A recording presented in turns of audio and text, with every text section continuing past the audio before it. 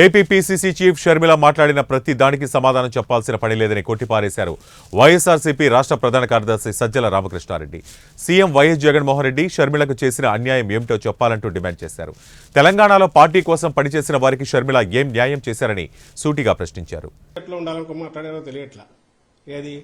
వైఎస్ఆర్ గారి ఆశయాలు అవి అమలు కావట్లేదు, ఈ రాష్ట్రంలో అసలు పాలన అనేది సరిగా లేదు, సంక్షేమం లేదు, ప్రజల మేలు గురించి పట్టించుకోవట్లేదని ఎప్పుడైతే అన్నారో అది ఆమె ఆంధ్రప్రదేశ్లో మాట్లాడుతున్నా అనుకున్నారో లేక తెలంగాణలో మాట్లాడుకున్నారో నాకైతే అర్థం కాదు. ఇంత డొల్లతనంతో అసంబద్ధతతో కూడిన వీటి గురించి ఎందుకు రెస్పాండ్ కావాల్సి వస్తాం ఏమాత్రం ఉందంటే కన్ఫ్యూజ్ అయ్యే అవకాశం ఉంటుంది ప్రజలు. కాబట్టి ఈ జరిగిన దీంట్లో ఏదైనా ఉంటే ఆమెకు ఏదైనా అన్యాయం జరిగిందని అనుకుంటే ఏం ఆశించి ఆమె తన అన్న కోసం తిరిగారో ఆమె చెప్పాలి, ఏం ఆశించి ఆశాభంగం కలిగిందో అది చెప్పాలి.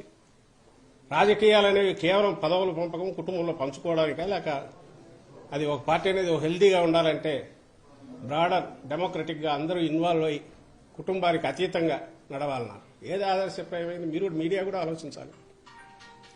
ఈరోజు జగన్మోహన్ రెడ్డి గారు వేస్తున్న అడుగులు కానీ పార్టీని నడుపుతున్న తీరు కానీ ప్రభుత్వంలో కుటుంబానికి సంబంధించి పరిమితం చేయడం కానీ ఎక్కడికక్కడ చేయడం అనేది అదే ఆదర్శప్రాయమైంది.